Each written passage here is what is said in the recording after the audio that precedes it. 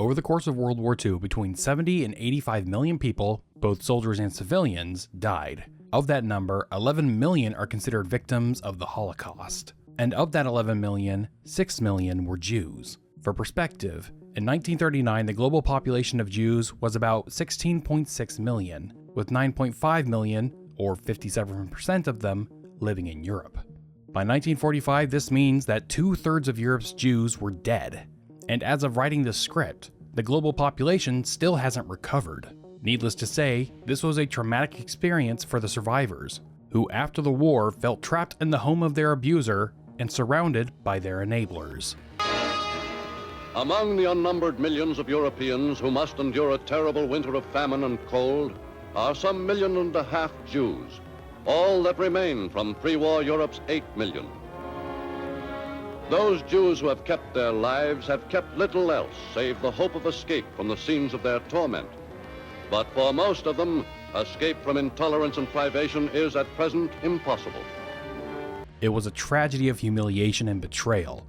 A great part of it could have been mitigated, many thousands of lives could have been saved, both in the period preceding the war and during the war itself, had the democratic countries and their governments been sufficiently concerned. This is recalled not in a spirit of recrimination. The tragedy is too deep for that. It is recalled in order that the Jewish position may be understood.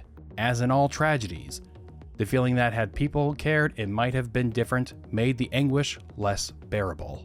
The trauma for the victims didn't end after the camps were liberated, though. When the Allies relocated the survivors to POW camps, they were often housed alongside German refugees, many of whom were either unaware of what had been going on or had thought the Jews had deserved it. The Jewish detainees often demanded that they be separated from the Germans, but the UN refused, claiming it would be a continuation of Nazi policies. The British government feared that many of the Jewish refugees would demand to be resettled in Palestine, and thus sought to send as many of them back to their home countries as possible. And in fairness, not all would demand to go to Palestine, with over 40,000 going to the Americas and the Anglosphere. But obviously, this was insufficient to deal with 1 million displaced Jews. The Zionist movement had been building a place for the Jews to come in Palestine, but in order to appease the Arabs during World War II, the British decided to cut off Jewish immigration with the White Paper of 1939. But in private, Jewish leaders were promised that this was a temporary measure, and that after the war, restrictions would be eased. When David Ben-Gurion meets with Colonial Secretary Oliver Stanley on the eve of VE Day, he is told that the government is planning on pulling out of Palestine in the near future. Chaim Weizmann meets with Churchill to ask him to reopen immigration and to increase the number of visas by 100,000 to accommodate incoming refugees from Europe.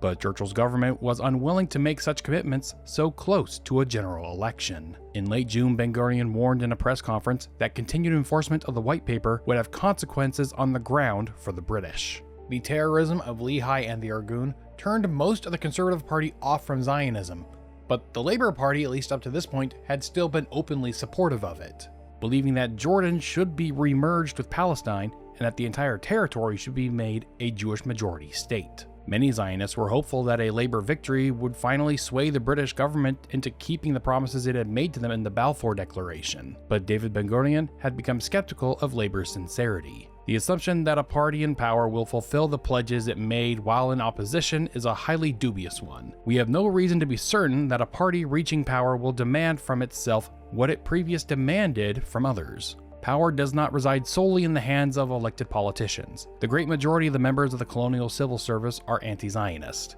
and they will remain in office. Let us not underestimate their influence on the Labour government.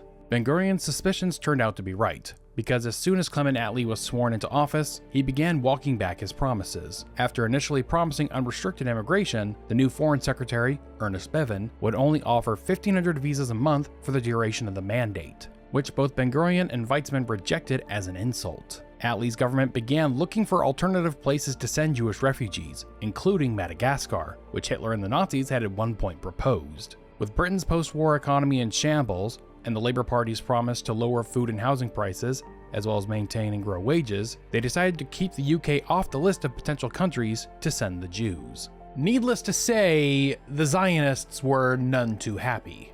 During the war, General Harold Alexander had said a Jewish revolt was very likely. with British intelligence estimating the Haganah had about 30,000 members, with an additional 1,000 in the Irgun, with Lehi a distant third in terms of capabilities, hence why they resorted to assassinations. And the British perception of Jews had only gotten worse despite the Holocaust. The young Jewish extremists, the product of a vicious education system, know neither toleration nor compromise. They regard themselves as morally justified in violence directed against any individual or institution that impedes the complete fulfillment of their demands. The Irgun didn't hesitate to resume their war against the British after the war was over, attacking police stations, army camps, and sabotaging the Anglo-Iraqi oil pipeline. And you shouldn't hesitate to consider supporting Casual Historian on Patreon or with channel memberships. Sponsors tend to get uncomfortable with topics like this, and YouTube tends to suppress content that advertisers are uncomfortable with, even if that video is fully monetized. That's why Patreon and channel memberships are so important to channels like mine, and I would love to rely more on my viewers for support than on AdSense or brand deals. And so if you have the means to, then I would ask you to sign up on patreon.com/casualhistorian or by clicking the join button down below, which is right next to the subscribe button, which you should probably press if you haven't already. Supporters get access to early ad, plug, and censorship-free versions of these videos, as well as an exclusive Discord server where you can talk with other fans of the channel as well as with me. And depending on what tier you join at, you also get access to the scripts as well as the notes that I use to make these videos. I love telling these stories, and I would love to make this project more sustainable long term so that YouTube and, well, quite frankly, this segment of YouTube in particular isn't just filled with reaction and debunked videos. So if you feel like you get something valuable out of this and you have the means to monetarily support creators, then I would like to ask you to do that. And I would greatly appreciate it. And so to all of my patrons and channel members, past, present, and future, thank you. But for now, let's get back to the history.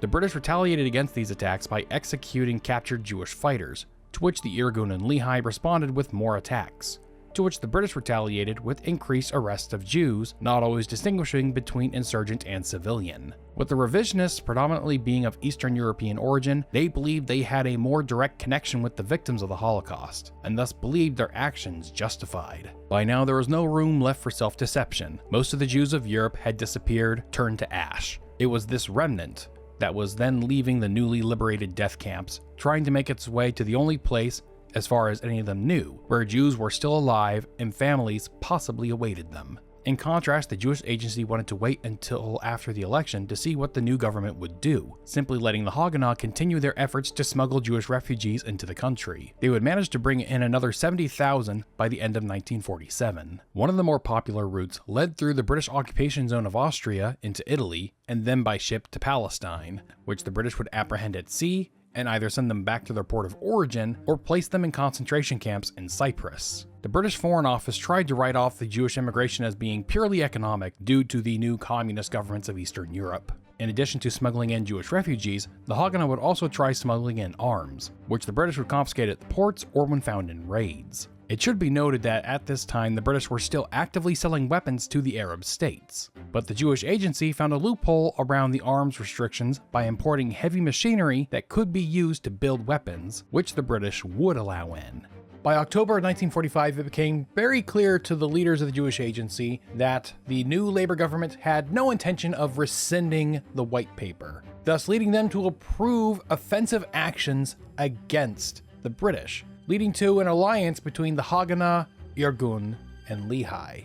One of their first missions, led by Yitzhak Rabin of the Palmach, targeted Athlete Prison, where 200 Holocaust survivors were going to be deported back to Europe. The Palmach infiltrated the ranks of the welfare workers at the prison, who organized the Jewish prisoners for an escape, and to sabotage the weapons of the Arab guards. The camp was attacked at night, allowing the Jewish prisoners to escape unharmed. It was an odd feeling to carry a terrified Jewish child, a child of the Holocaust, who was now paralyzed with fear. As my shoulders bore the hopes of the Jewish people, I suddenly felt a warm, damp sensation down my back. Under the circumstances, I could hardly halt. The Zionists weren't alone in their effort to let more Jews into Palestine. FDR had been supportive of Zionism, but Arab intransigence and the interests of American oil companies had made him largely give up on a Jewish state by the time of his death. In contrast to the president, the State Department was thoroughly anti-Zionist and wanted to curry favor with the Arab states to maintain access to oil for Europe, as well as to keep the Middle East out of the Soviet sphere. But the newly sworn-in President, Harry Truman, had been publicly supportive of Zionism, though he had toned this down since getting nominated for vice president,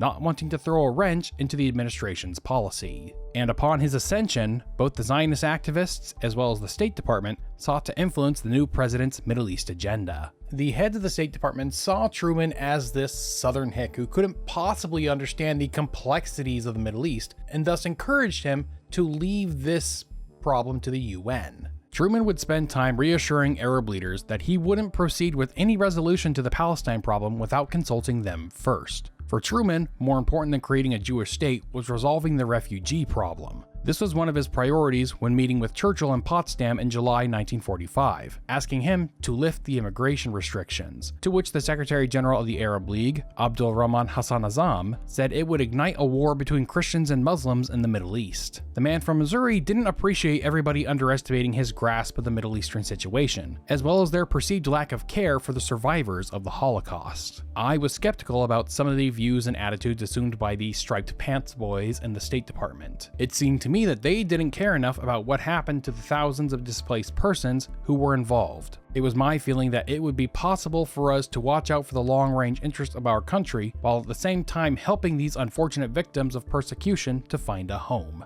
European leaders, especially the British, presumed that the American president's support for Zionism was all about winning over the Jewish vote. Not only was this never really the case in the US, but it definitely wasn't the case for Truman. He was a Christian Zionist, raised in a quasi-fundamentalist Baptist church. A Southern Baptist that supports Zionism? How absurd! What next? A Mexican that likes tequila? As a senator, Truman joined the American Palestine Committee, and as early as 1941 was telling fellow congressmen that they would need to resettle Jewish refugees in Palestine after the war, and signed the committee's 1942 pledge to support the creation of a Jewish state. The president had a deep sympathy for the plight of the Jews that he felt morally obligated to address. The fate of the Jewish victims of Hitlerism was a matter of deep personal concern to me. I have always been disturbed by the tragedy of people who have been made victims of intolerance and fanaticism because of their race, color, or religion. But the organized brutality of the Nazis against the Jews in Germany was one of the most shocking crimes of all times. The plight was a challenge to Western civilization, and as president, I undertook to do something about it. One of the solutions being proposed was a national Jewish home.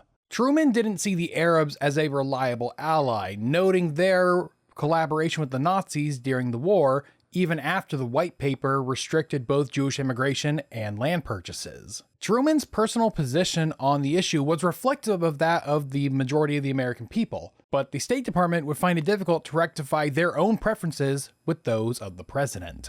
I did not share the president's views on the Palestine solution. The number that could be absorbed by Arab Palestine without creating a grave political problem would be inadequate, and to transform the country into a Jewish state capable of receiving 1 million or more immigrants would vastly exacerbate the political problem and imperil not only American, but all Western interests in the Near East. In urging Zionism as an American governmental policy, they had allowed, so I thought, their emotion to obscure the totality of American interests. After receiving a memorandum from the State Department discouraging any actions on Palestine, the president would enlist the former U.S. Commissioner of Immigration and Naturalization, Earl G. Harrison, to investigate the refugee problem in Europe, and in particular to focus on those who couldn't be repatriated back to their home country, among whom the Jews were disproportionately represented. The Harrison report would be delivered to President Truman on August 1, 1945, giving the details of the conditions of the refugee camps and the attitudes of those refugees. Generally speaking, 3 months after VE Day and even longer after the liberation of individual groups, many Jewish displaced persons and other possibly non-repatriables are living under guard behind barbed wire fences, in camps of several descriptions, built by the Germans for slave laborers and Jews, including some of the most notorious of the concentration camps, amidst crowded, frequently unsanitary, and generally grim conditions, in complete idleness, with no opportunity, except surreptitiously, to communicate with the outside world, waiting, hoping for some word of encouragement and action in their behalf. The displaced person system didn't differentiate between Jews and other refugees. The refusal to recognize the Jews as such has the effect, in this situation, of closing one's eyes to their former and barbaric persecution. which has already made them a separate group with greater needs. The United Nations Relief and Rehabilitation Administration polled the Jewish refugees in Germany and Austria, and found that over 96% of them wanted to be resettled in Palestine. The Jews of Poland and the Baltics had zero interest in returning home, while the Jews of Central Europe and the Balkans were only interested in temporarily returning to look for surviving family members before heading to Palestine themselves. They want to be evacuated to Palestine now, just as other national groups are being repatriated to their homes. They do not look kindly on the idea of waiting around in idleness and in discomfort in a German camp for many months until a leisurely solution is found for them. For those who may be stateless or who do not wish to return to their homes, Palestine is definitely and preeminently the first choice. Many now have relatives there, while others, having experienced intolerance and persecution in their homeland for years, feel that only in Palestine will they be welcomed and find peace and quiet and be given the opportunity to live and work. Fact of the matter is that most of the Jewish refugees had no homes to return to. Most of their homes had been confiscated by the Nazis during the war or by the communists afterwards. And the few that did try to return home were often met with violent mobs chasing them out, which the Soviets failed or refused to police. After reading the report, there would be a major shift in American refugee policy. First, the conditions of the camps were greatly improved, with Truman ordering no Jewish refugee be sent home against their will. The change in policy would trigger a wave of Jewish immigration from Eastern Europe to the American occupation zones of Germany and Austria, hoping it would become a way station to Palestine. Truman would send a copy of the report along with a personal letter to Clement Attlee, urging him to issue an additional 100,000 visas immediately, which would cover most of the Jewish refugees in Germany and Austria.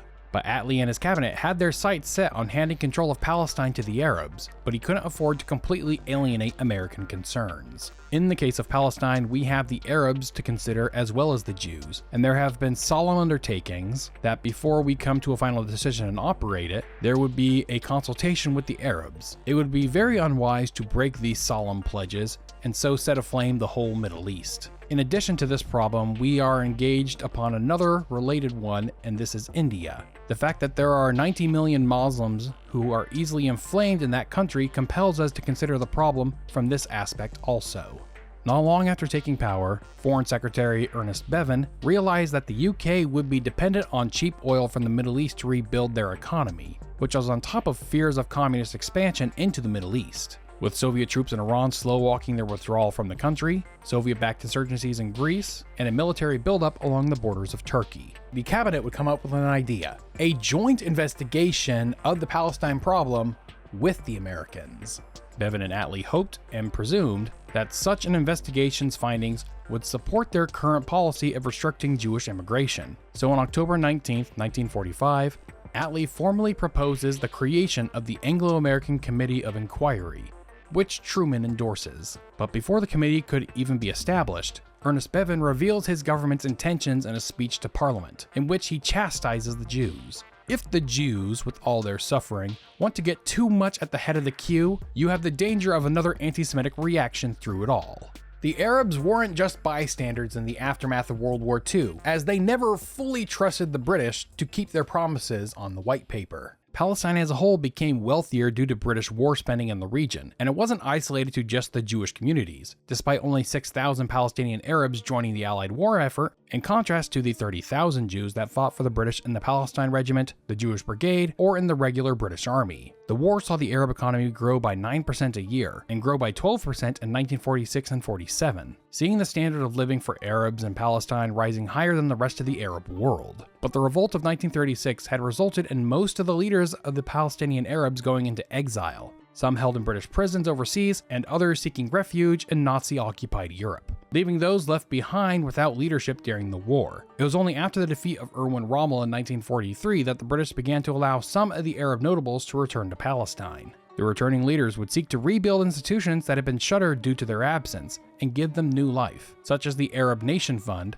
which sought to prevent the covert sale of land to Jews by either buying up the land that was for sale or through funding court proceedings. This was paired with a propaganda campaign in Arab newspapers demonizing and publicly shaming Arabs who sold their land to Jews. The return of the Arab notables also meant the return of Arab political parties, who feared that the British would rescind the white paper in response to the Holocaust. The Husseini family refounded the Arab National Party, and due to its links to the Grand Mufti, it would become the most powerful of the factions, which was encouraged by the British. But the Arab community had divisions that long predated the arrival of Jewish immigrants. There were the divides between the wealthy and poor, the urban and rural, and between the Muslim majority and the Christian minority, who were always less enamored with ideas of pan-Arabism or Palestinian nationalism, seeing them mostly as a front for Islamic domination. The economic growth of the war years also created social dislocations, with men leaving their home villages to work construction jobs for the British, leaving their women to run their farms and villages. It would be the formation of the Arab League that created what little unity there was before fighting broke out. The Arabs of Palestine were less capable than before of presenting a united front. The formation of the Arab League, with its commitment to support for the Palestinians, seemed to offer them a strength which in the end turned out to be illusory. The Arab states held a conference in Alexandria in the fall of 1944, where they agreed to create the Arab League, which saw the League invite Musa Alami to represent the Arabs of Palestine. The meeting would approve the Alexandria Protocol, Article 5 of which was dedicated to the Palestinian cause. The rights of the Arabs cannot be touched without prejudice to peace and stability in the Arab world, second to none in regretting the woes which have been inflicted on the Jews of Europe. But the question of these Jews should not be confused with Zionism, for there can be no greater injustice and aggression than solving the problem of the Jews of Europe by inflicting injustice on the Palestine Arabs. The first formal meeting of the League was held in Cairo on March 22, 1945. Due to the fractious nature of the Palestinians, the League gave itself the power to appoint its representative until an independent Arab Palestine was established. And despite their efforts to create a united front for the Palestinians, the League itself was hopelessly divided. The Saudis and the Egyptians feared the League was a backdoor to a Hashemite-controlled federation. The Syrians and Lebanese feared it would become a league of monarchies. They all had different resolutions in mind for the Palestinian cause, with some wanting them as puppets, while others opposed the idea of an independent Palestine altogether. The only thing they agreed on was that the Grand Mufti, Amin al-Husseini, must not gain control of Palestine for himself, and therefore must be sidelined. The Arab League would formally recreate the Arab Higher Committee in November 1945, with the support of the British, to create a unified Palestinian leadership with whom it could negotiate. It would consist of representatives from the various Palestinian factions which had reconstituted themselves late in the war, including the Husseini's Arab National Party. The League had tried to get the Mufti to soften his rhetoric, but his refusal to do so kept him out of the committee, leading to the Higher Committee agreeing to let Musa Alami continue representing them, due to his political neutrality amongst the Palestinian factions. The committee would establish the Arab Office to serve as a proto-foreign and propaganda ministry to advocate the Palestinian cause abroad. But much of the League didn't trust the Arab Office due to it being primarily supported by Iraq, which was itself being funded by the British, thus seeing it as mostly serving foreign and Hashemite interests.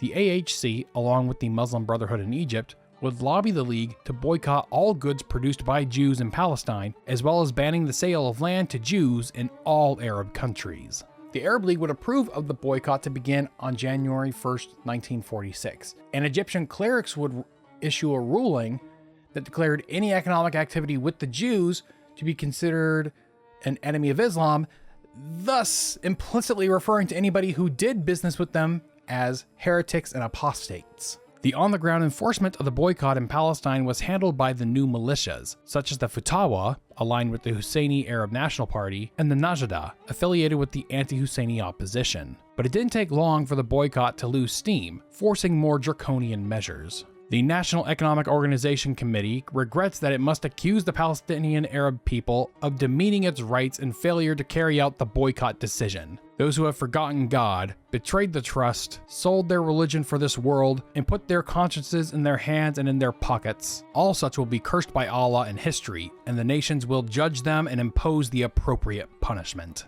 Local national committees, along with the League, publicly decried the lack of steadfastness among Palestinian Arabs. They would hold rallies and public speeches to reinvigorate enthusiasm, and made threats of violence against those who failed to follow them. Lists of names and businesses not following the boycott were published, with the militias enacting violence upon them. Arab shops that employed Jews had bombs thrown through their windows, while medicine purchased from Jewish pharmacies would be confiscated. The reason many Arabs didn't adhere to the boycott, other than, mere economic inconvenience, is the fact that many of them saw it as a way for the Arab elites to control the way poorer Arabs lived their lives, And this was evidenced by the fact of how the Arab Higher Committee and the National Committees didn't enforce the boycott equally. Christians were far more likely to be publicly shamed and attacked for violations than Muslims were. The militias were also more likely to exact violence on violators aligned with opposition factions, rather than policing their own. And these fissures allowed the Haganah's intelligence wing,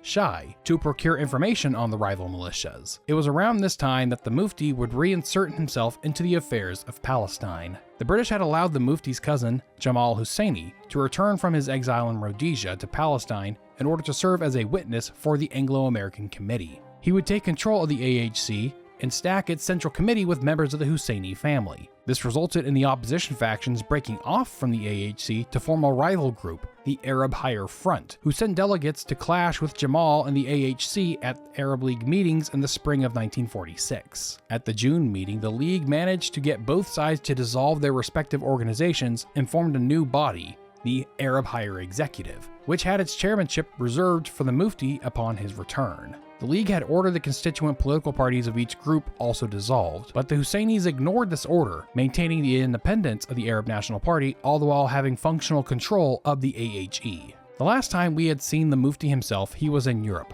producing Arab language propaganda for the Nazis, recruiting Muslims for the Waffen-SS, and actively pressing minor Axis powers to send their Jewish populations to Auschwitz. As the Allies invaded Germany, he would flee to Switzerland, but he would be captured by Swiss authorities and turned over to the French. But the British didn't demand his extradition, fearing it might spark another Arab revolt in Palestine. However, there would be calls for the Mufti to be placed on trial at Nuremberg with other Nazi war criminals, since the Mufti was referenced several times by witnesses. The Mufti would escape his Parisian confinement in May 1946, fleeing to the Syrian embassy, which gave him passage to Cairo, where King Farouk hoped to use him as a pawn for his own power play in the Arab League. Now, some writers like Ilan Pop have other explanations as to why the Mufti was never tried at Nuremberg. The context in which the Mufti acted would have obliged the judges at Nuremberg to deal with the highly complex connections between the Holocaust and the Zionist movement, and between the latter and the future of Palestine.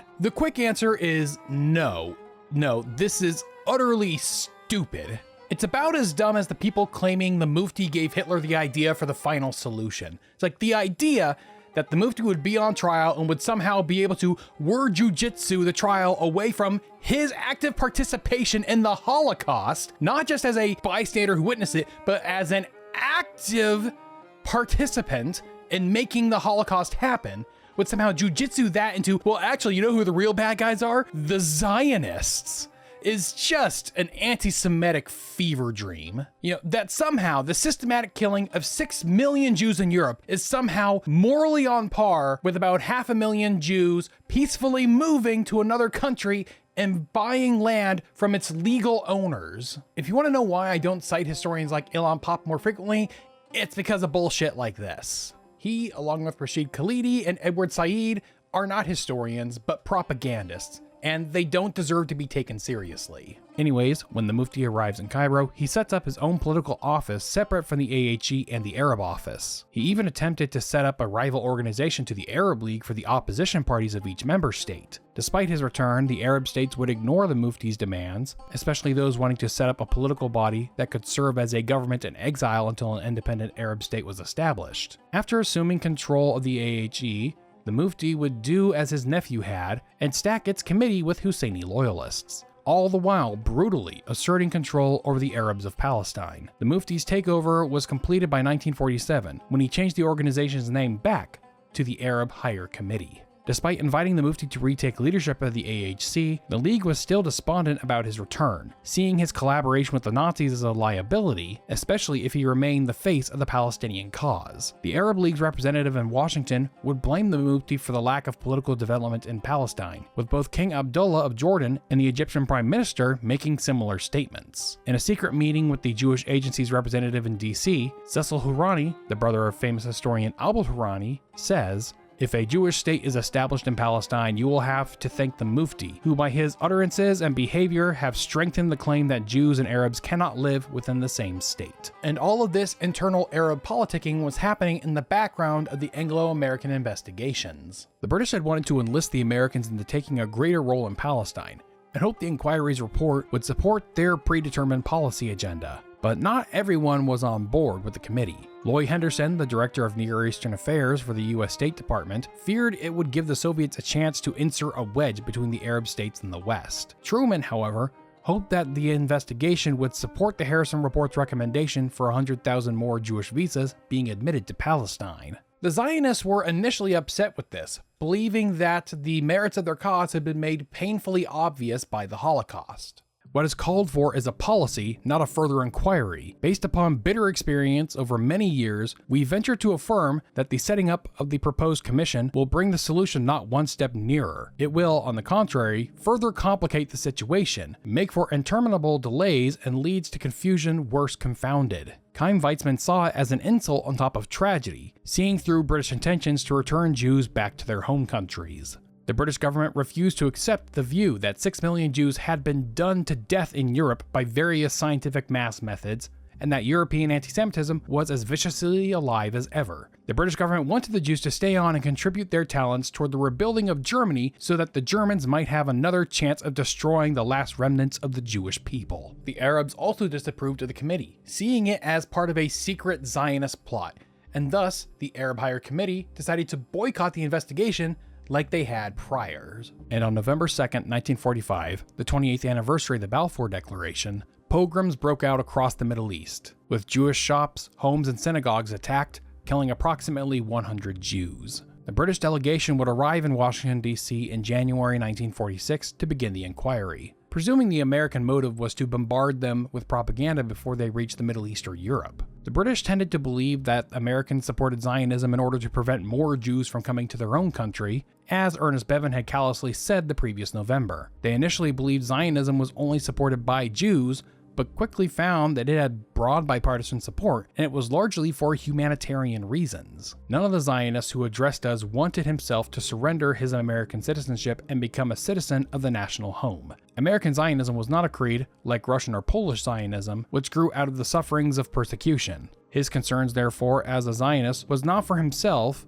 but for his less fortunate brethren in other countries. They were not concerned with saving European civilization, but in rescuing Jews from Europe. From America, the committee then headed to Europe to investigate the camps, as well as the social atmosphere of Eastern Europe. One of the primary goals was to ascertain how much of the alleged desire of the Jewish refugees to go to Palestine was organic, and how much was a product of Zionist propaganda. Upon visiting the camps, the committee's attitudes toward the plight of refugees, especially amongst the British delegates, radically changed. They had smelled the unique and unforgettable smell of huddled, homeless humanity. They had seen and heard for themselves what it means to be the isolated survivor of a family deported to German concentration camp or slave labor. The abstract arguments about Zionism and the Jewish state seemed callously remote after this experience of human degradation. Now we realized how hopelessly unsympathetic we had sounded. Policies which seemed sane enough in the White House or in Downing Street struck these wretched people as sadistic brutality. They spoke to Polish Jews who turned down the opportunity to go to America because they felt like they could never trust the Christians again, believing that what happened in Germany could happen to them again in America. They spoke to others who had tried to go back home, only to find that they had no home to return to or no home where they were welcome in. The committee members tried to get permission to investigate the conditions in Hungary and Romania, but the Soviets denied them access. The committee members would come to the same opinion. Even if there had not been a single foreign Zionist or a trace of Zionist propaganda in the camps, these people would have opted for Palestine. From Europe, they would head to the Middle East. Throughout all the testimonies, the Jewish witnesses tended to be focused on data and the law. They emphasized their ability to take in and care for Jewish refugees, as well as their administrative readiness to operate a modern nation-state. In contrast, the Arab testimonies were mostly emotional responses decrying the Jewish presence, and how the existence of a Jewish state would be an insult to Arab pride. There were even attempts at bribing committee officials by Arab sheiks. And you could bribe me with a one-time contribution to me on my PayPal, or by purchasing me a book from my Amazon wishlist, both linked down in the description below. The Arab League witnesses in Cairo were uncooperative with the committee. They spoke from pre-made statements and refused to be cross-examined, and due to a lack of translators, the committee couldn't interview the Egyptian public. The witnesses kept on message, emphasizing the conflict was solely about the existence of a Jewish state in Arab territory. When together in public, the Arab leaders would often attempt to one-up each other in how anti-Jewish they could be. The Jews are our enemies everywhere. Wherever they are found, they intrigue and work against us. With the power of the sword, we drove the Romans out of Palestine. How, after all this sacrifice, would a merchant come and take Palestine out of our hands for money?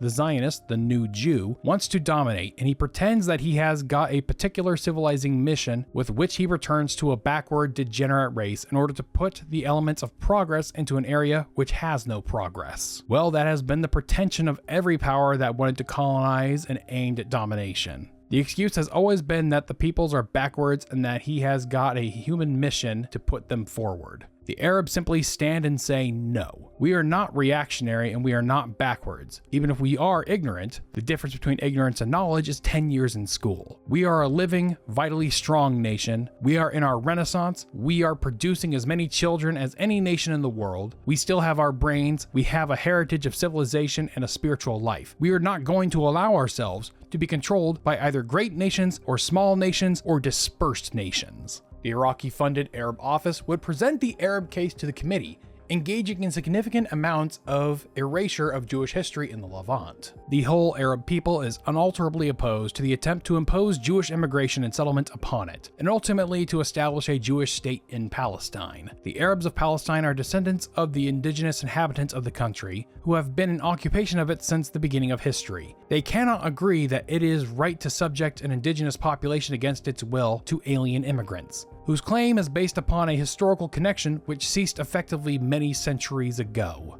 Evidence of the Arab office's Hashemite agenda can be seen in its report to the committee, in which it claimed that Palestine was part of Syria, and that the Arabs of Palestine were Syrians. It also blames the Zionists for the lack of a pan-Arab state. The Arab office blamed the Jews for economic inequality and transforming the nature of the Palestinian economy toward more industrial labor, which the Arabs didn't have the skills to participate in. It rounded out its complaints about the Zionists by appealing to Islamic fear over the fate of the holy sites. Palestine contains places holy to Muslims and Christians, and neither Arab Muslims nor Arab Christians would willingly see such places subject to the ultimate control of a Jewish government. Albert Hourani would also speak to the committee on behalf of the Palestinians, warning that doing so would create an international crisis. Rashid Khalidi claims the committee would ignore his testimony, but based on everything I've read, it was basically the same as every other pro-Arab witness. He ascribes this motive to all such investigations that don't come out his way. And if you need more evidence of why Khalidi shouldn't be trusted, here's what he says about the Biltmore program. It was no coincidence that this ambitious program was proclaimed in the United States and in New York in particular, then and now the city with the largest Jewish population in the world. Translation, of course that Jew program was made in that Jew city. But Albert Hourani would probably agree with Khalidi's description, because a year later Hourani published a book about minorities in the Middle East that references the Jews only once, and it's in an attempt to foster animus between the Jews and Christians in Palestine. Although the AHC had formally boycotted the inquiry, Jamal Husseini would testify on its behalf when they arrived in Jerusalem. At the testimony, he was asked about the Mufti's collaboration with the Nazis, which Jamal wrote off as his uncle doing what was in the best interests of the Arabs. He also told the committee that the conflict between Jews and Arabs was inevitable. When speaking with other Arab notables off the record, they found that the Arabs still believed that the British were supporting the Jews and that neutrality was de facto pro-Zionist. Zionist witnesses were more cooperative with the committee, allowing for cross-examinations, but figures like Ben-Gurion tended to sound more propagandistic to the committee members. Others, like Golda Meir, spoke about how helpless the Jews of Palestine felt during the Holocaust, wanting to act but not being allowed to. I don't know, gentlemen, whether you, who have the good fortune to belong to the two great democratic nations, realize what it means to be the member of a people whose very right to exist is constantly being questioned. Our right to be Jews, such as we are, no better but no worse than others in this world. With our own language, our culture, with the right of self-determination, we want only that which is given naturally to all peoples of the world, to be masters of our own fate. Only of our fate, not the destiny of others. Dr. Weizmann believed that the Arabs would reject any solution that involved increased Jewish immigration, regardless if it repudiated a Jewish state, and thus saw partition as the only realistic solution. Moshe Sharet tells the committee that the Jewish agency could militarily maintain a Jewish state so long as it possessed the Galilee and the Negev.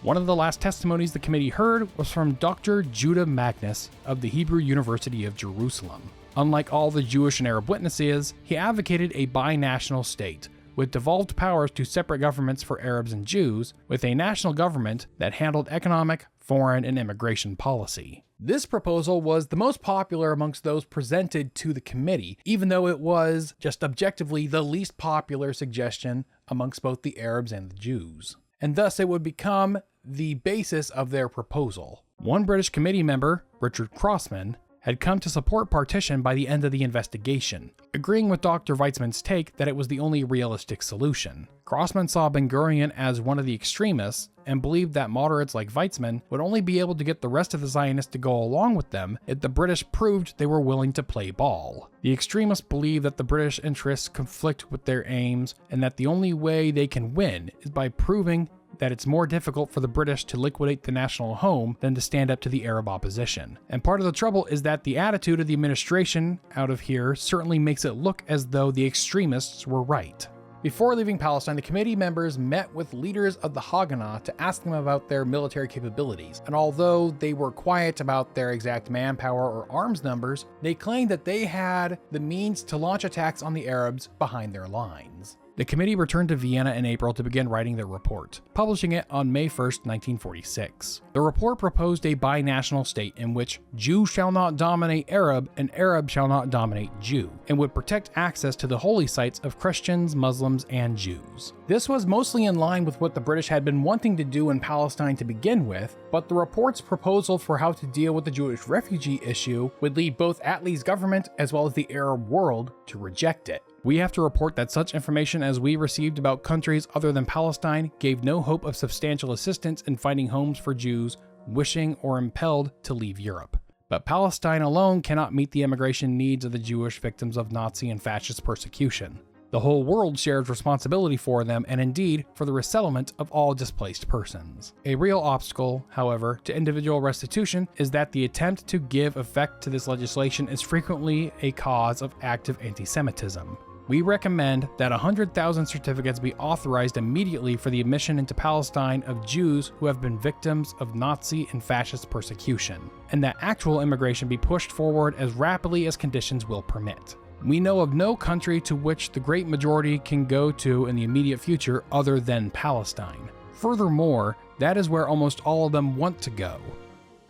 There they are sure that they will receive a welcome denied them elsewhere. There they hope to enjoy peace and rebuild their lives. Harry Truman would endorse the proposals, but Clement Attlee and Ernest Bevin would reject the proposal, claiming they couldn't possibly consider it until Jewish terrorism in Palestine ceased.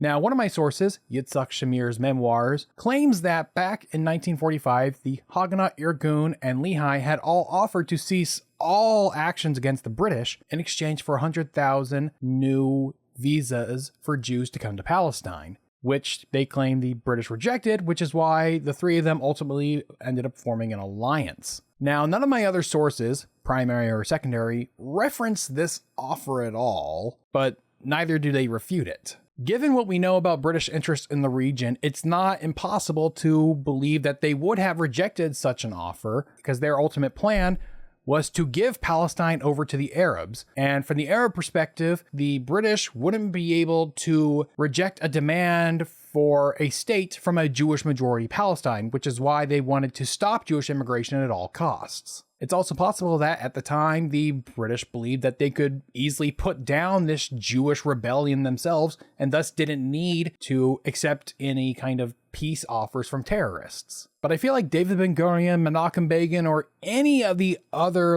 notable leaders of the Jewish factions at this time, they would have mentioned it in their own memoirs because it would have increased their own the moral legitimacy of their case. It's like, well, we offered to stop the fighting. We offered to stop in exchange for this, and the British refused. So we had no choice but to escalate violence. Once again, it's like, had that been around, they would have gladly accepted this to increase the moral clarity of their cause, but they didn't. So I am inclined to disbelieve this particular anecdote. Dean Acheson suggested that a conference should be held with the Jews and Arabs to discuss the report, which Attlee and Truman approved, but the State Department became inundated with complaints from the Arab states, who wanted an immediate public repudiation of the report. Before the midterm elections, the White House began lobbying Congress to liberalize American immigration laws in order to allow more Eastern Europeans to immigrate to the US, but they were resistant. Meanwhile, in Poland, an anti-Jewish riot broke out in Kielce, killing 42 and triggering a massive wave of Jews heading west for Germany, where 230,000 had assembled by the end of 1946. Riots broke out across the Arab world after the AAC report was published.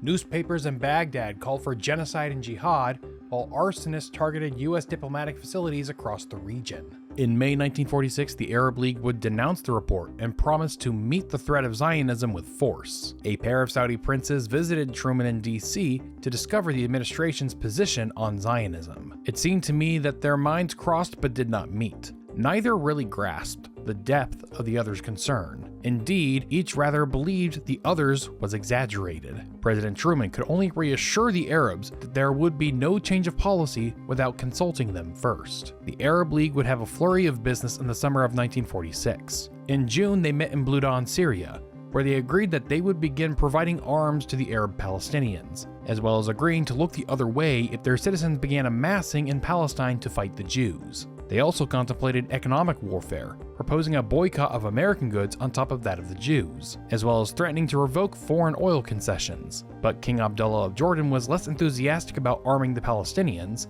and would have been willing to tolerate an independent Jewish state in Palestine so long as he got to annex a port on the Mediterranean. And the Saudis opposed sanctions against the United States, since its oil industry was almost entirely dependent upon American technicians and customers. The decision to arm Palestinian militias would be put into action after a League meeting in Cairo in October 1946, where Jamal Husseini claimed that he had a force of 30,000 in Palestine ready to fight. The Jewish Agency endorsed the proposal to open up Jewish immigration, but rejected the proposed binational state, since it would inevitably be dominated by Arabs who would control all future immigration. But due to the British rejecting the immigration proposals, the Haganah would continue its refugee smuggling operations. Ships loaded with Holocaust survivors would set sail from or be sent back to ports in Italy, with one of these instances being responded to with a hunger strike from the detainees themselves, along with members of the Jewish Agency in Jerusalem. Mrs. Meyerson, do you think for a moment that His Majesty's government will change its policy because you are not going to eat?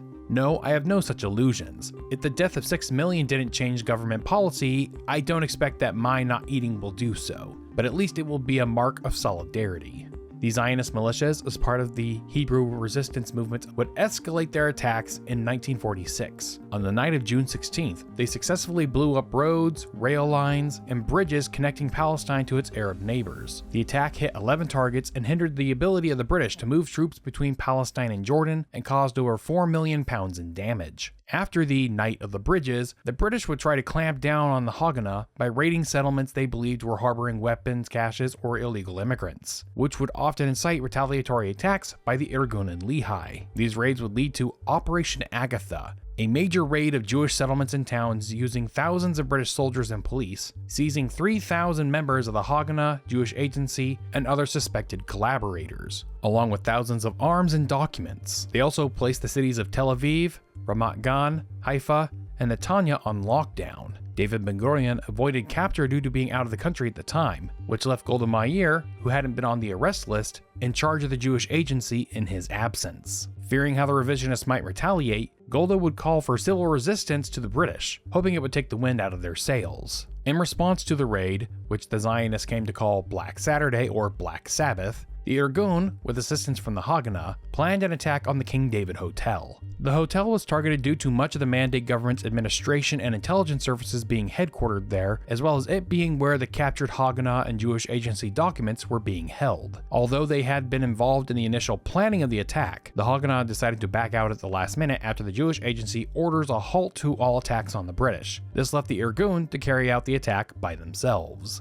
On July 22, 1946, they planted 7 bombs containing 350 kilograms worth of explosives disguised as milk tins around the hotel. The Irgun sent a warning call not only to the King David, but also to the French consulate and the Palestine post offices nearby, but their staffs believed it was a hoax. The resulting explosion would kill 91 people, including one of the Irgun militants. The attack would quickly see condemnation by all mainstream Zionist organizations and figures, with Ben-Gurion declaring the attackers enemies of the Jewish people, as well as the formal dissolution of the alliance between the Haganah, Irgun, and Lehi. I was and always have been unalterably opposed, both on moral grounds and tactically, to terror of any kind, whether waged against Arabs because they are Arabs or against the British because they were British.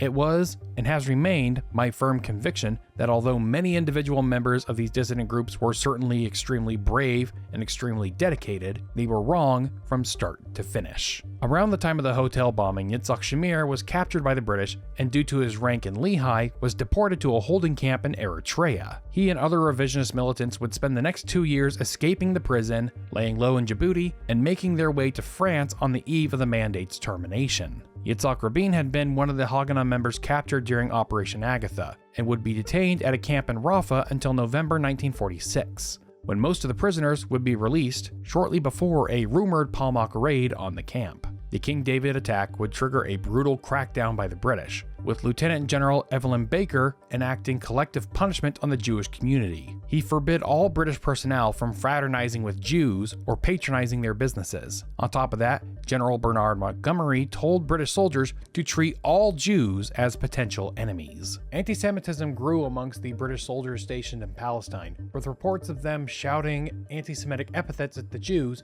including shouts of Heil Hitler. But this didn't deter the Irgun from their attacks, such as bombing British officer clubs, attacks on police stations and prisons, as well as capturing and executing British soldiers. Lehi would utilize its European zealots to plant a bomb at the British embassy in Rome, as well as sending letter bombs to members of Attlee's cabinet, as well as General Barker, but none of those successfully detonated. In contrast, the Jewish agency in Haganah decided to continue their non-violent resistance by building new settlements in the Negev and continuing their refugee smuggling operations. The 22nd Zionist Congress met in Basel, Switzerland in December, where the primary discussion was about the use of violence to resist the British. Chaim Weizmann urges moderation, believing the violence would poison the heart of Jews, even if it achieved the Zionist goals. If you think of bringing the redemption nearer by un-Jewish methods, if you lose faith in hard work and better days, then you commit idolatry and endanger what we have built. Ben-Gurion didn't directly call for militancy against the British, but he warned of impending violence with the Arabs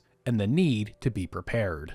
The country is surrounded by independent Arab states. As far as our security is concerned, they are independent states. They have the right to purchase and produce arms, to establish and train armies. Attacks by the Arabs of Palestine on the Yishuv do not endanger it, but we may be confronted by the armies of the neighboring Arab states sent to attack and destroy us. The Arab states are not yet ready, but we are entering into a period of violent change, and we must not ignore the dangers that await us. On the question of using violence to achieve an independent Jewish state, the 22nd Zionist Congress voted 171 to 154 in approval, and voted to remove Chaim Weizmann from the presidency. The Congress would pass a resolution explicitly stating its goals and intents. The establishment of a Jewish state will fulfill the original aim of the mandate. The Congress opposes any form of trusteeship to replace the mandate. It calls on the United Nations Organization and all its member states to support the demand of the Jewish people for the establishment of their own state in the land of Israel and their acceptance into the family of nations. The Congress would also give David Ben-Gurion the defense portfolio of the Jewish Agency, putting him in control of the Haganah and Palmach.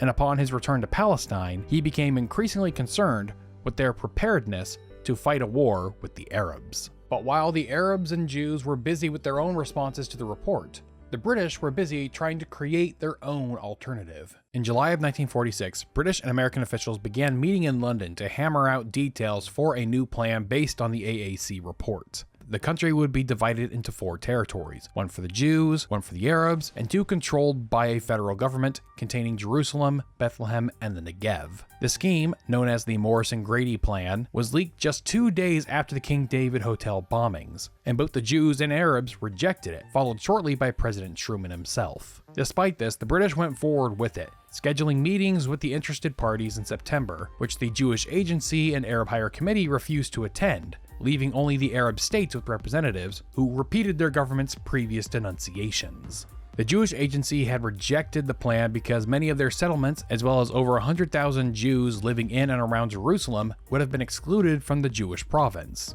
And in response, the agency would build 11 new kibbutz on the night of October 6, 1946, on Yom Kippur. In November 1946, British Ambassador Archibald Kerr told Dean Acheson that his government was planning on handing off the Palestine Mandate to the UN. And in their conversation, Kerr says he believes that a partition proposal would fail a vote in the UN General Assembly, assuming both the Soviets and the Middle Eastern states would vote against it.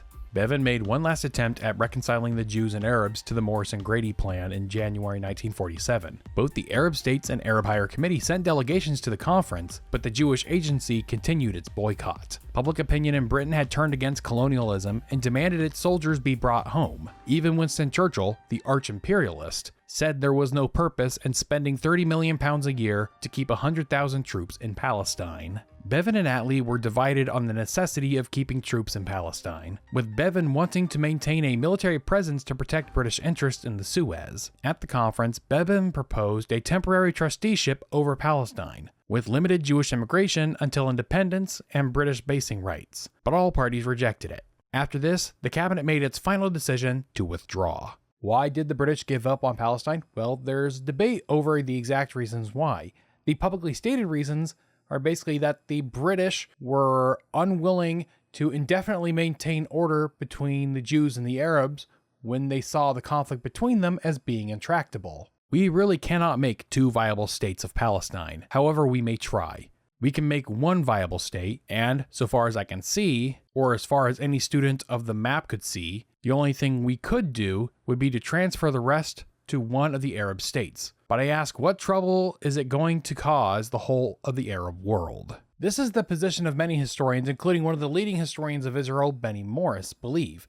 But there is a compelling argument to suggest that the British had ulterior motives when they sent the issue to the UN. Some argue that the intent was for the UN to study the issue, fail to come to a conclusion, and then toss the issue back to the British. The theory goes then that once the UN failed to come up with a solution, the British would be given a free hand politically and diplomatically to impose whatever solution they wanted on the Jews and Arabs. This would then allow the British to then basically just impose an Arab majority state on the population while also having that Arab government give the British basing rights. Now, to some, this theory sounds a bit too, 4D chess master to sound realistic, but given the British history prior to this, it's not unbelievable. The 1937 Peel Commission first proposed partition as a solution to the conflict, but when the Arabs of Palestine revolted against the British, the government sought a way out. So they sent the Woodhead Commission in 1938 with the intent of undermining the Peel Commission's report, which gave them the excuse to issue the 1939 White Paper. And after they promised the Zionists to repeal the White Paper after World War II, they sent the Anglo-American Committee in hopes that its report would undermine both the Harrison Report of 1945 as well as the promises they had made the Zionists. And when the AAC report didn't give them what they wanted, they attempted to undermine it with the Morrison-Grady Plan, which also failed. Given this history of looking for excuses to not keep their previous promises, it's not unbelievable that the British would hand off the issue to the UN in hopes of doing the same here, especially since the British military was against pulling out of Palestine at this time. Regardless of the reasoning, Foreign Secretary Bevin announced the decision to the House of Commons on February 18, 1947.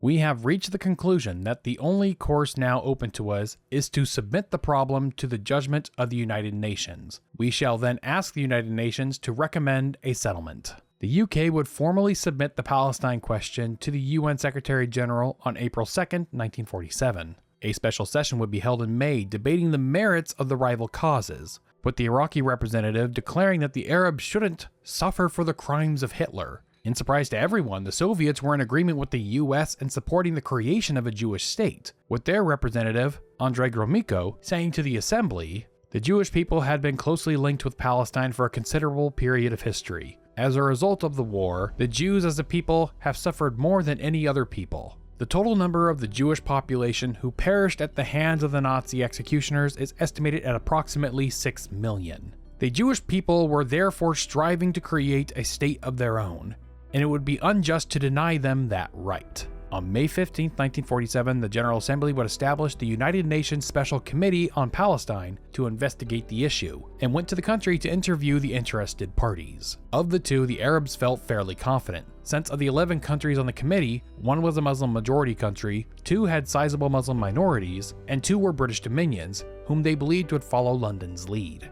And if that failed, any General Assembly resolution with enforcement authority would require a 2/3 majority vote. And between the Arab states, Eastern Bloc, and recently decolonized countries, the Zionists wouldn't have enough support. Knowing of their structural disadvantages, the Jewish Agency would employ espionage to gain an upper hand on their opponents, installing listening devices in the committee's meeting rooms. They also made sure that they had Jewish settlers who spoke the first languages of the committee members to meet with them, rather than having to rely on translators, which tended to lessen the emotional impact of testimonies.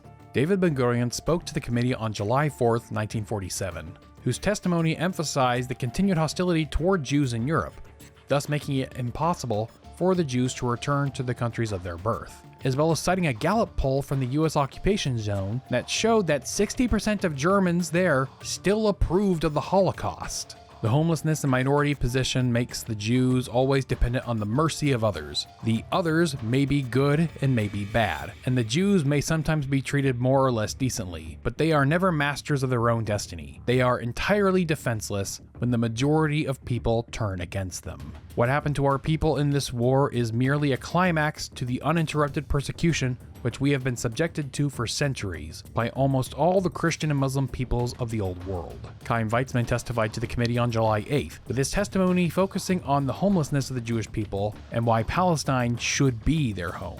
Why not Kamchatka, Alaska, Mexico, or Texas? There are a great many empty countries. Why should the Jews choose a country which has a population that does not want to receive them in a particularly friendly way? A small country, a country which has been neglected and derelict for centuries. It seems unusual on the part of a practical and shrewd people like the Jews to sink their effort, their sweat and blood, their substance, into the sands, rocks, and marshes of Palestine. Well, I could, if I wished to be facetious, say it was not our responsibility, not the responsibility of the Jews who sit here. It was the responsibility of Moses, who acted from divine inspiration. He might have brought us to the United States, and instead of the Jordan, we might have had the Mississippi. It would have been an easier task, but he chose to stop here. We are an ancient people with an old history, and you cannot deny your history and begin afresh. He also addressed concerns about the terrorism of the Irgun and Lehi, who claimed credit for bringing attention to the Zionist cause and how it threatened the character of the Jewish people.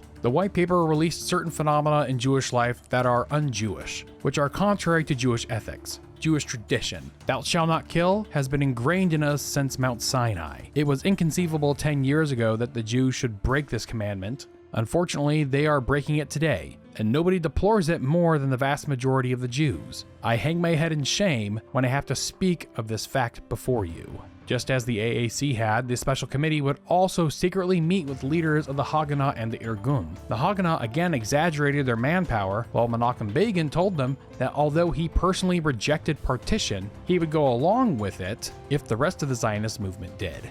What all the Zionist militias shared was a belief that they could militarily defeat the Arabs. The committee would interview representatives of the Arab office, who said that an independent Arab Palestine would deport all of the illegal Jewish immigrants in the country and eliminate the rights of the Jews that remained.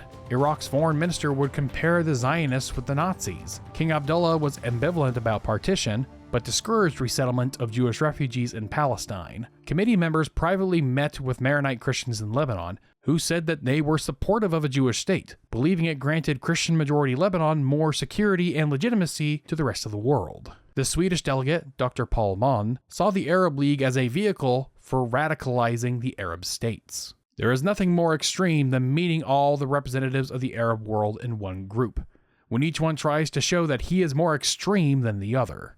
Like all the previous investigations, the Arab Higher Committee would formally boycott the investigation.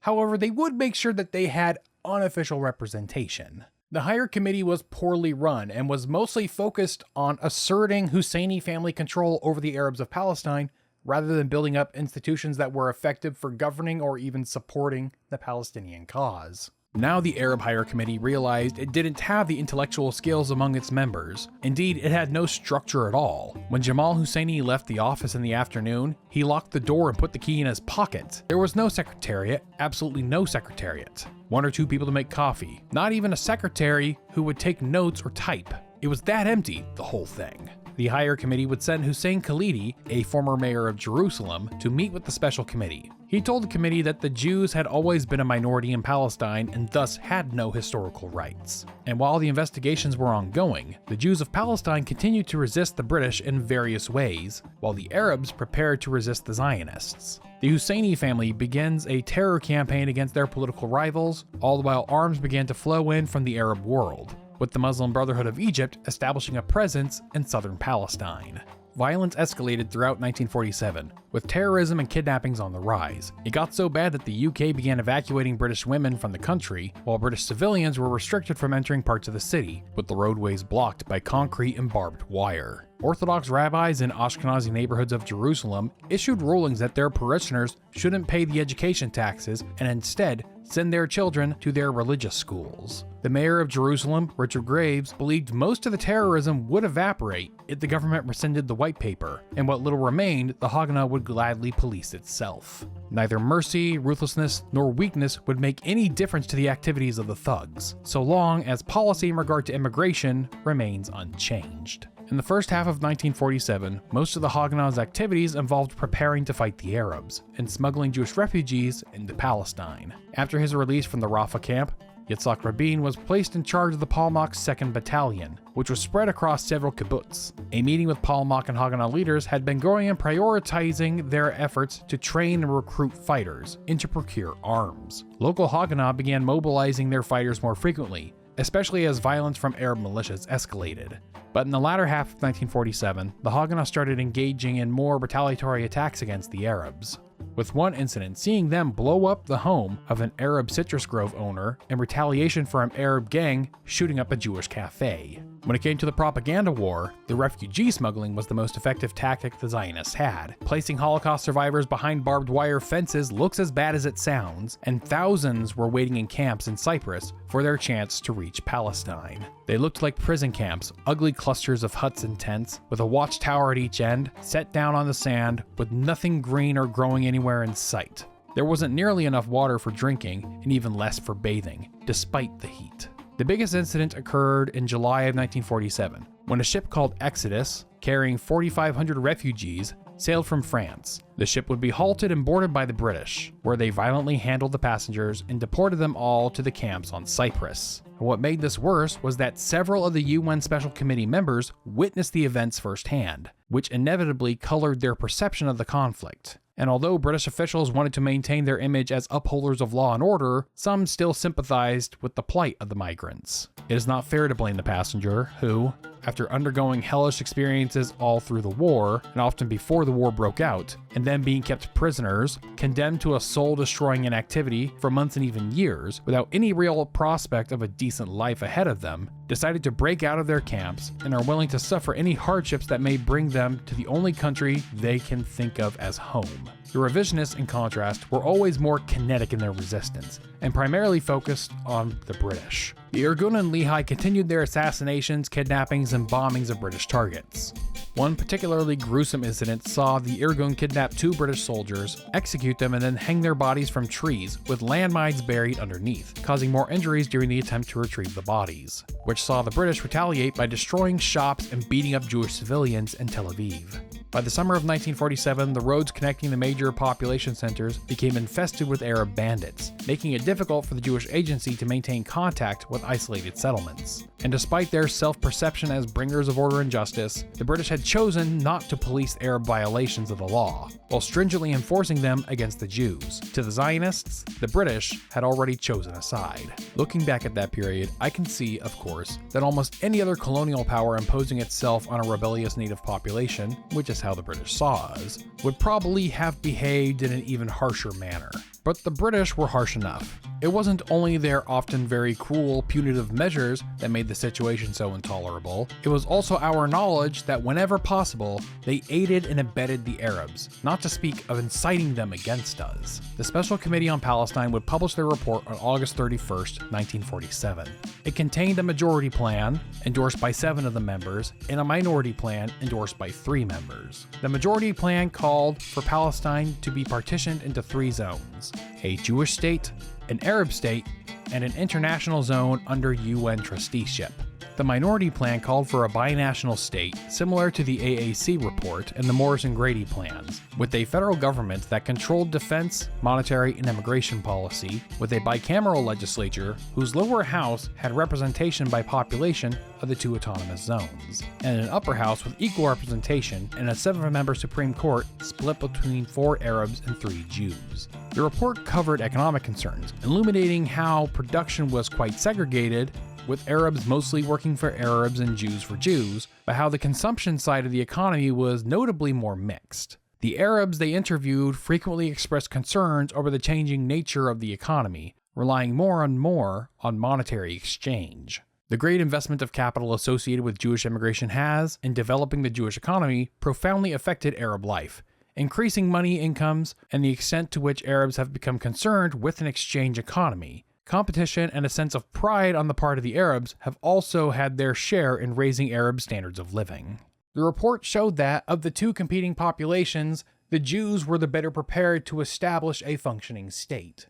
There had been a lot of lobbying of the committee members during the drafting of the report, especially the proposed borders for the 3 zones. They prioritized demographic homogeneity and territorial contiguity, rather than geographic features like rivers and mountains. The original map, drawn by Dr. Mon of Sweden, gave the Jews 62% of Palestine, while giving the Arabs 35%, with the remaining 3% consisting of Jerusalem and Bethlehem for the UN trusteeship. This was a huge contrast with the Peel Report's original partition plan, which had given the Jews only 20% to the Arab 80%. Unsurprisingly, there were mixed reactions to the report. The Jewish Agency, as well as the Zionist General Council in Zurich, endorsed the majority plan's partition proposal, despite nearly a quarter of the Jewish population being excluded from the Jewish state. David Ben-Gurion begins ordering the Haganah to prepare to militarily occupy all the territory allotted to the Jewish state, while ordering the Jewish Agency to begin taking over public services in Jewish communities. President Truman excitedly endorsed the partition proposal, while the Secretary of State, George Marshall, opposed the creation of a Jewish state, with U.S. intelligence insisting it would collapse within 2 years and harm U.S. relations with the Arabs. The British ardently opposed the report's findings, with British Arabists in the Foreign Office agreeing with American intelligence on the likely military defeat of the Zionists,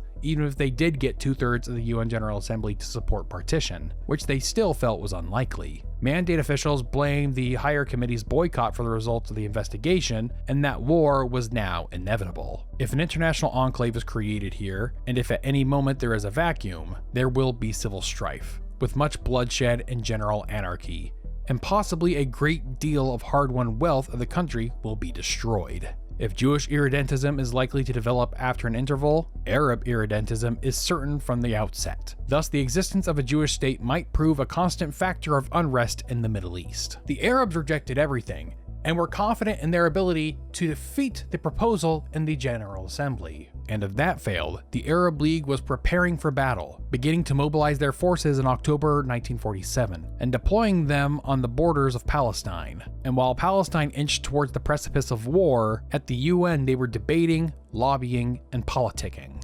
In the UN, the Arabs and their allies argued that the Balfour Declaration was illegal, and that the UN didn't have the authority to intervene in the internal conflicts of nations, especially when a majority of the population opposed it. They also declared that the Jews were an illegitimate presence in the region, claiming they were actually descendants of the Turkic Khazars, which had ceased to exist as an identifiable ethnic group 1,000 years earlier. They argued that the proposed borders were arbitrary, and that they refused to be part of any economic union with the Jews, even if that made the Arab states economically inviable. Ultimately, they claimed that Zionism was a foreign ideology being imposed on the majority Arab population, and that the creation of a Jewish state was unacceptable to Arab pride. Many of the Arab speakers would play into anti-Semitic stereotypes of Jews in their speeches, such as the Iraqi foreign minister claiming the homelessness of Jews was due to their dual loyalty.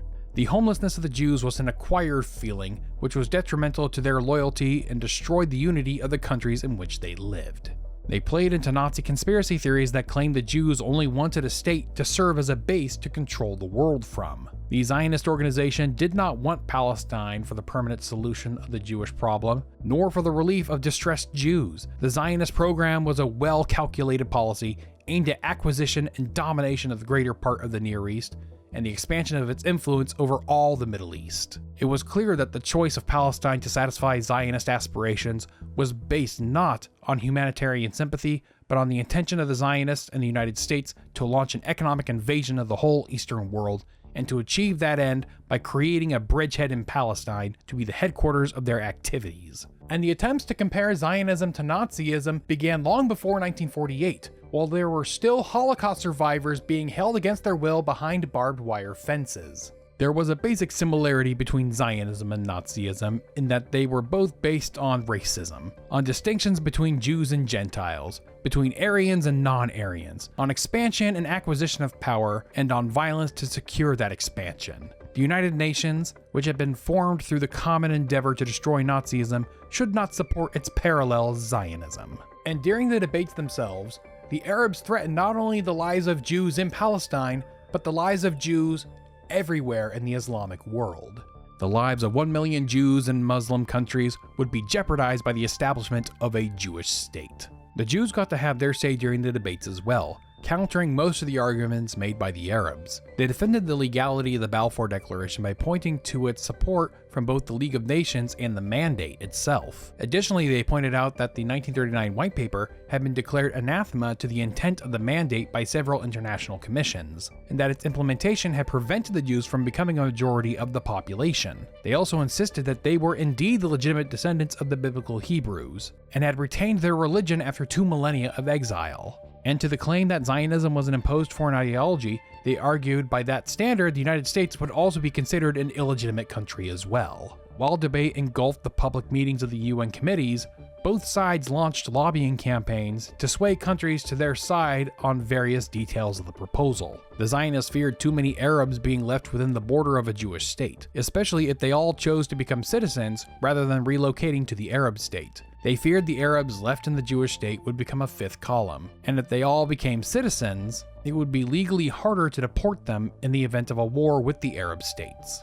The UK advocated for the size of the Jewish state to be shrunk, which the Zionists supported, but by how much and what parts to be removed were contentious. The Jews wanted major population centers, such as Jaffa, to be excluded, but the British wanted largely unpopulated areas, such as the Negev, to also be excluded in order to deprive the Jewish state from territory it could settle Jewish migrants in. The Americans were still divided between the president, who supported as large of a Jewish state as could be politically achieved, with the State Department, who wanted to shrink it as much as possible, and worked with the British to try and get the Negev and Galilee both removed, along with the Gulf of Aqaba. The Jewish Agency arranged for Chaim Weizmann to meet with Harry Truman, telling the president all about the projects the Jews had underway in Palestine, including their efforts at reforestation and agriculture, which Truman was especially interested in. He then emphasizes the importance of the Negev and Aqaba to a future Jewish state. This manages to convince Truman, who tells the US delegation at the UN to reverse course and support the addition of these territories to the Jewish state. The final map would give the Jewish state 55% in the Mandate's territory, leaving it with an Arab minority of 450,000, while 100,000 Jews were left in the international zone. The real lobbying began after the ad hoc committees finished drafting the final partition proposal. To gain as much intel as possible, the Zionists recruited supporters in New York, such as a taxicab company, as well as a hotel owner, to have listening devices installed in the cars and rooms. Through one of the hotel room devices, they discovered a female delegate had been seduced by an Arab representative and voted against the partition proposal in the ad hoc committee against her government's orders, of which the Jewish Agency informed her home government, who subsequently replaced her. Over half a dozen non-Muslim states were publicly opposed to partition, 2 of which, France and China, were on the UN Security Council, and the Zionists would spend much of their time trying to convince the most influential ones to change their vote. In contrast, the Arabs were primarily focused on the US, utilizing oil industry lobbyists to pressure the State Department and Congress. After weeks of lobbying, there are still 2 countries, Liberia and Haiti, that need to be swayed, which Harry Truman pressures by threatening to cut off foreign aid. The final vote on partition, Resolution 181, was held on November 29, 1947. Of the 57 members of the United Nations, 33 voted in favor of the resolution, 13 against, with 10, including the United Kingdom, abstaining. Resolution 181 was an emphatic ethical statement, one of those crossroads in history where morality and realism came together, humanity's amends for 2,000 years of humiliation and persecution. Had the vote happened just a year or 2 later, it probably would have failed. Its success reminds me a lot of the Gulf War in that it could have only happened the way it did due to the state of the world in flux at that time. The Zionists had effectively exploited the unusual situation in which, for a brief moment, there was Soviet-American agreement on the Palestine problem, helped to a great extent by the nation's feeling of guilt about the Holocaust. Unsurprisingly, there were strong reactions to the resolution's passage. The Jews embraced it enthusiastically. For 2,000 years, we have waited for our deliverance. Now that it is here, it is so great and wonderful that it surpasses human words. Jews, Mazel Tov, good luck. All the various memoirs of Zionists from the period tell stories of spontaneous celebrations breaking out in the early AM hours back in Palestine, but some would be more pensive about the moment. I could not dance. I could not sing that night. I looked at them so happy dancing, and I could only think that they were all going to war. The Arabs, quite obviously, were less enthused about the situation. The Arab League would petition the International Court of Justice to rule that the UN General Assembly didn't have the right to partition a country against the will of its inhabitants, which it would narrowly rule against. In the aftermath of the vote, the Jewish Agency's delegate to the UN, David Horowitz, met with the General Secretary of the Arab League to try and find some means of peaceful resolution. He implores Azam Pasha that the Arabs will materially benefit, allowing the rest of the Arab world to improve their standards of living as had the Arabs of Palestine. The Jews are a fait accompli in the Middle East. Sooner or later, the Arabs will have to reconcile themselves to the fact and accept it. You Arabs cannot wipe out over 500,000 people. We, for our part, are genuinely desirous of an arrangement with the Arabs and are prepared to make sacrifices for one. But Azam's response revealed that what mattered most to the Arabs was pride. The Arab world is not in a compromising mood. It's likely, Mr. Horowitz, that your plan is rational and logical, but the fate of nations is not decided by rational logic. Nations never concede. They fight. You won't get anything by peaceful means or compromise. You can, perhaps, get something, but only by force of arms. We shall try to defeat you. I'm not sure we'll succeed, but we'll try. We were able to drive out the Crusaders, but on the other hand, we lost Spain and Persia. It may be that we shall lose Palestine, but it's too late to talk of peaceful solutions. An agreement is only acceptable on our terms. The Arab world regards you as invaders and is ready to fight you. The conflict of interest among nations is, for the most part, not amenable to anything except an armed clash. We don't need economic development with your assistance. We only have one test, the test of strength. I want to thank my patrons and channel members for their continued support of this channel. In particular, I'd like to thank the newest ones, Cameron Scanlan, Thomas Sakalaru, and Jacob Shinners. Their support helps keep the channel going when the algorithm and the sponsors don't feel like giving the videos a fair shake. I'm going to be finishing off my series about the 1953 coup in Iran in the next video. So if you want to catch up on that or refresh yourself with that story, then check out these videos here. And if you have any questions about this video or thoughts about future videos, or if you just want to shout "Free Palestine" into the void, then feel free to do that down in the comments below. I'd tell you to keep it civil, but I and you guys all know what we were walking into with this video. Whatevs, engagement is engagement. Don't forget to leave a like on this video and to click that subscribe button if you haven't already. Thank you all so much for watching, and I will see you next time.